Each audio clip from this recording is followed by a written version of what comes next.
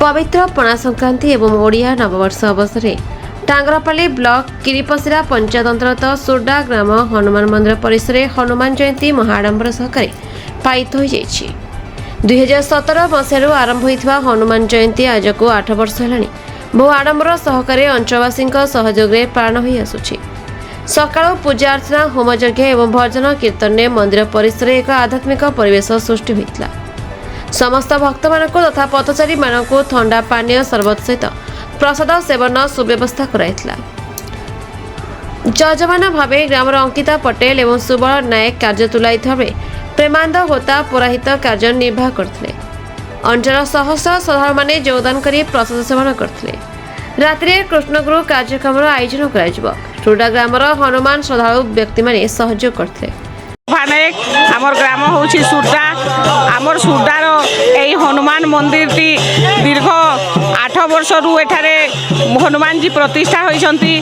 प्रति वर्ष महाविषुव संक्रांति रे महासमारोह रे हनुमान जयंती पालन करा जाए। श्री हनुमान पूजा विधि जन्म जयंती पालन अवसर रे होम यज्ञ हुए।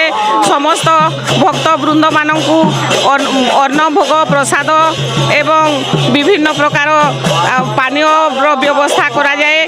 बहुत भक्त एथिरे जमा हुंती, बहुत श्रद्धालु रुंड होइकरी समस्ते श्री हनुमान आशीर्वाद प्राप्त हुंती।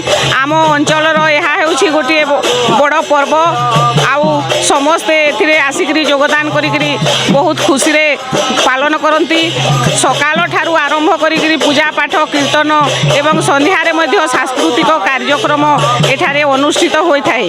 नायक मोर ग्राम सुड्डा आम ये सुड्डा हनुमान मंदिर टी प्राय 8 वर्ष आगे स्थापन करा से दिन ठार आज सब वर्ष यही महाविषुव संक्रांति दिन हनुमान जयंती दिन आम महाउत्सव टी पालन कर उत्सव समस्त योगदान आम सुड्डा ग्रामवासी सहित आखपाखर समस्त ग्राम लोक मैंने सहयोग हाथ बढ़े यही आमर पूजाटी को सफल करते एवं बहुत आखपाखर बहुत लोक आसी एठारे भिड़ होती आठारे आम ए प्रसाद सेवन व्यवस्था थाए आम बाटर जो मैंने जाती आम पानीय जलर झरापणार व्यवस्था कर आमर प्रसाद सेवन होता है। भागवत कीर्तन सदा सर्वदा चौली चली थाए। आमर होम यज्ञ भी चली थाए एवं राति आमर सांस्कृतिक कार्यक्रम होता है। विपुल परिमाण लोक एठारे आसी आमको सहयोग करथांती एवं बहुत भीड़ होता देखा। Sundargarh Sushant Kumar Sadeng report the Republic Odisha 24 news.